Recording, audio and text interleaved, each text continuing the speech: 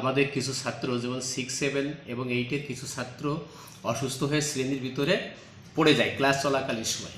এ সময় কর্তব্যরত শিক্ষক এবং আরও অন্যান্য ছাত্রছাত্রীরা মিলে তাদেরকে নিয়ে স্কুলের টিচার্স কমান্ড রুমে নিয়ে আসে এবং সেখানে আমরা তাদেরকে পানি ঢালা সহ বিভিন্ন প্রকার ছোটোখাটো চিকিৎসা দিতে থাকি। এক পর্যায়ে তারা সুস্থ হয় না, তার প্রায় সেন্সলেস অবস্থায় তারা ছিল 8 থেকে 10 জন ছাত্রছাত্রী।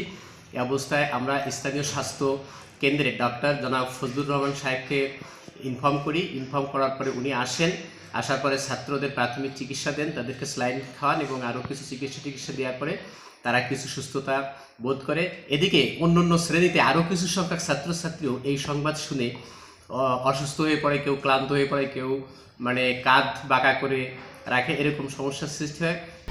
1, 2, 3 ঢাকায় জমি জিতে নিন 100% ক্যাশব্যাক সহ 20 কোটি টাকার পুরস্কার।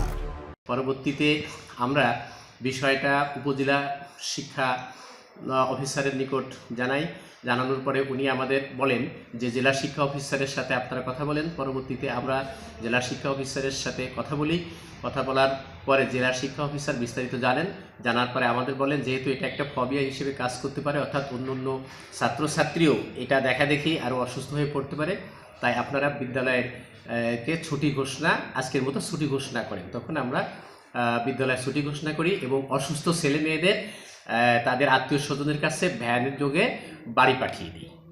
মূলত এই ঘটনাটি তীব্র তাপদাহের কারণে ঘটেছে বলে আমাদের কাছে স্পষ্টভাবে প্রতীয়মান হয়েছে, কারণ তাপ প্রবাহের কারণে ছেলেমেয়েরা এরকম অস্থির করছিল। পরবর্তীতে যখন আমরা তাদের স্যালাইন খাওয়াই এবং অন্য প্রাথমিক চিকিৎসা দিই, তারা কিছুটা সুস্থতা বোধ করে।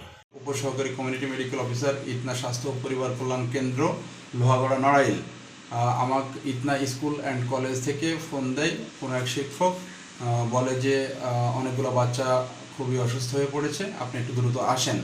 আমার এখানে উপস্বাস্থ্য কেন্দ্রে যথেষ্ট রোগীর চাপ থাকা সত্ত্বেও তারপরে আমি রোগীদের বুঝিয়ে আমি সময় বের করে ওদের কাছে যাই এবং দ্রুত যাওয়ার পরে আমি দেখি যে আসলে 6-7 জন স্টুডেন্ট আপনার শিক্ষক মিলনায়তন রুমে ওরা শুয়ে আছে।